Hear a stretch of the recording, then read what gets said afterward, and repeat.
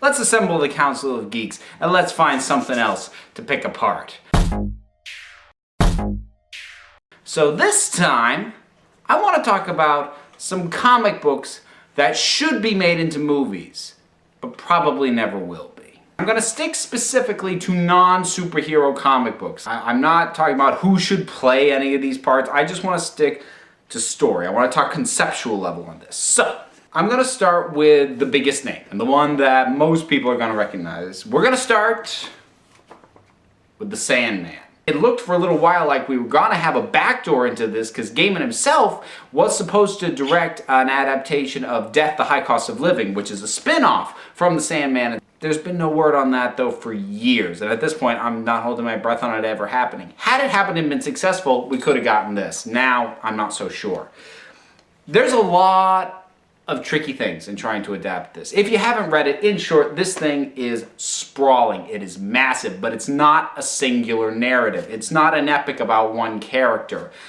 A lot of these stories, the guy in the title, the Sandman, Morpheus, the Lord of Dreams, barely factors in at all, but they take place within his realm of dreams. He comes in at the end. He's not the focus of a lot of things, which, taking the comic books and the grand scope of everything, is part of what makes it brilliant.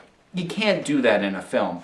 Now, there is an argument that you could do it as a compilation-style TV show, stick it on HBO. I would very gladly watch that. But you could do it as a film. I do honestly believe that. And you could do it, pretty much wrap the whole thing up in 3 films. But let's start with the first one, because one thing that you should never do, and they finally stopped trying to do after so many non-starter franchise movies. You need to stop making movies thinking, we're gonna get to make a sequel! Set things up so there's stuff to pick up, but don't leave the story deliberately halfway finished.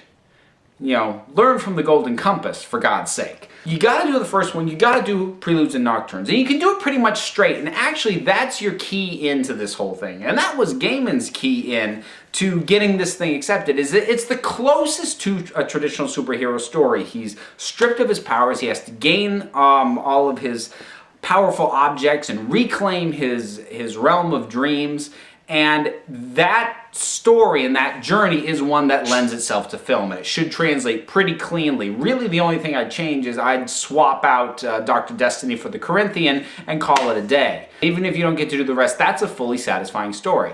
If you get to do more, second one should be Seasons of Mist, and then you wrap it up with the Kindly Ones. Those ones specifically should be the second and third installments because they are, well, they're the major stories that focus specifically on Morpheus and also have antagonistic characters. There are other stories that focus on him, like his journey to try and find his brother Destruction, but there's no bad guy in that. And I'm sorry, as much as it works in the comic book, if you're making a movie for the masses, they need a bad guy.